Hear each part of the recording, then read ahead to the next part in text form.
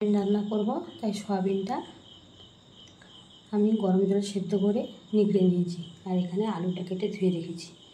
আর এখানে টমেটোটা কেটে নিয়েছি, ওর মধ্যে লবণ দিয়ে দিয়েছি, আদা রসুন পেঁয়াজ। আমি যেভাবে বানাবো আপনারা একবার সেভাবে বানিয়ে খেয়ে দেখবেন, খুবই দারুণ টেস্টি ও সুস্বাদু হয়। মাংস ফেললেও আপনাকে সয়াবিনটা খেতে হবে।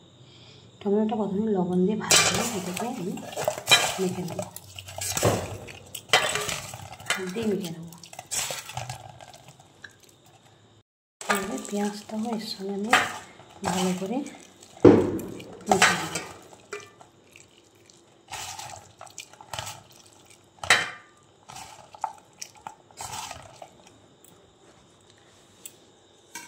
দিয়ে দেবো আদা আর রসুন।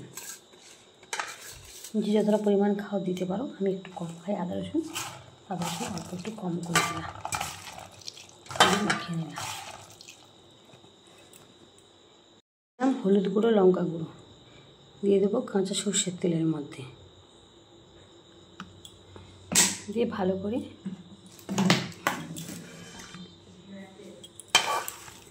এটাকে ভালো করে মাখিয়ে নেব।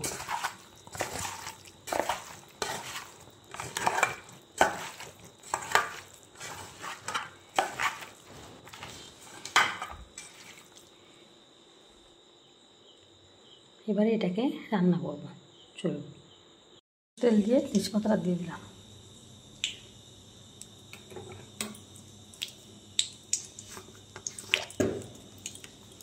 দিয়ে দেবো একটু জিরে ফোড়ন।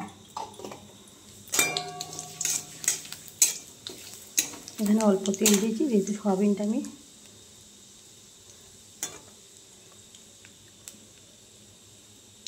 সর্ষের তেল দিয়ে মাখিয়ে রেখেছি, তাই এবারে দিয়ে দেবো এর মধ্যে আলুটা একটু ভেজে নেব।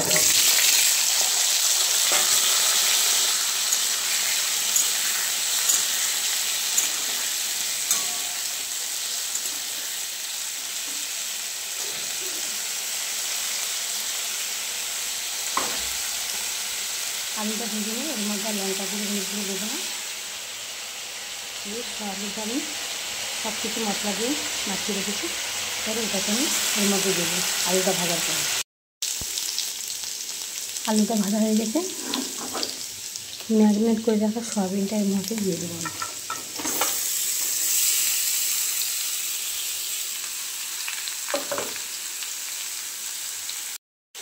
সয়াবিনটা ভালো করে ভেজে নেব, সয়াবিন আলু মশলাটা। আর একটু ভালো করে কষে নেব।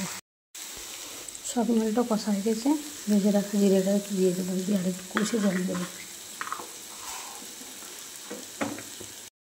দিয়ে দিলাম জল, এবার ঢাকনা দিয়ে দেবো।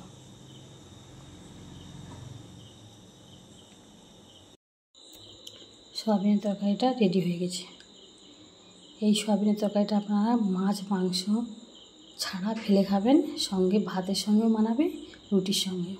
তাই আজকে আমি রুটি করে নিচ্ছি, রুটির সঙ্গে রাত্রিতে খাওয়া হবে।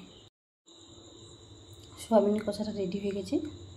যদি আপনাদের ভালো লেগে থাকে তাহলে আমার চ্যানেলটি সাবস্ক্রাইব করে দেবে, ফেসবুক থেকে দেখে লাইক কমেন্ট শেয়ার করে পাশে থেকো। দেখা হচ্ছে পরের ভিডিও, পরের রেসিপিটি।